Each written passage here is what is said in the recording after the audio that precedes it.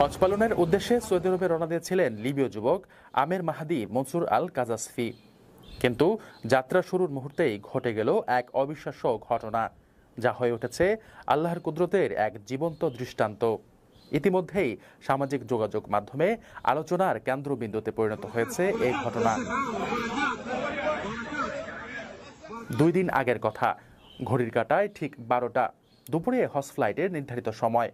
আমির ছিলেন তার দলের সর্বশেষ হজযাত্রী। তিনি মিশর হয়ে সৌদি যাওয়ার জন্য ত্রিপলি বিমানবন্দরে পৌঁছান।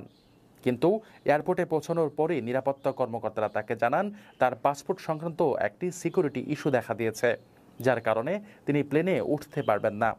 বাকিরা বোর্ডিং শেষ করে প্লেনে উঠে যান, আর আমের একা বসে থাকেন হজের আশাভঙ্গের আশঙ্কা নিয়ে। পরিস্থিতি দেখে এক নিরাপত্তা কর্মকর্তা দুঃখের সঙ্গে বলেন, সবই আল্লাহর ইচ্ছা, হয়তো এ হজযাত্রা তোমার কপালে ছিল না। কিন্তু আমের ভয় পাননি। তার মুখে ছিল দৃঢ় বিশ্বাস ভরা জবাব, ইনশাআল্লাহ প্লেনটি উড়বে না, আবার আসবে।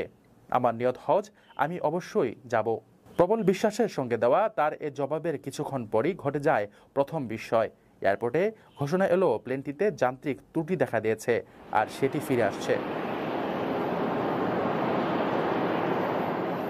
বিমানবন্দরে সবার চোখ বিস্ময়ে বড় হয়ে গেল, কিন্তু তাতেও পাইলট আমিরের জন্য দরজা খুলেননি। দ্বিতীয়বারও আমিরকে ছেড়ে উড়ে গেল বিমানটি, কিন্তু মাঝ আকাশে বিমানটি আবারও বিপাকে পড়ে। এবার মৌসুমি ঝোড়ো আবহাওয়ার কারণে বিমানটি আবারও ফিরে আসে। তখন পাইলট নিজেই বলেন, আল্লাহর কসম, আমি আর উড়ব না যতক্ষণ না আমের প্লেনে ওঠেন। অবশেষে বিমানের দরজা খুলে দেওয়া হয় শুধু আমেরের জন্য, আর তিনি উঠে পড়েন সেই বিমানে। সৌদি পৌঁছে আমের মাহাদি মনসুর আল কাজাসফি নামে ভাগ্যবান এ যুবক একটি ভিডিও বার্তায় বলেন, আমার আনন্দ ভাষায় প্রকাশযোগ্য নয়, আল্লাহ তার কুদরত দেখিয়েছেন।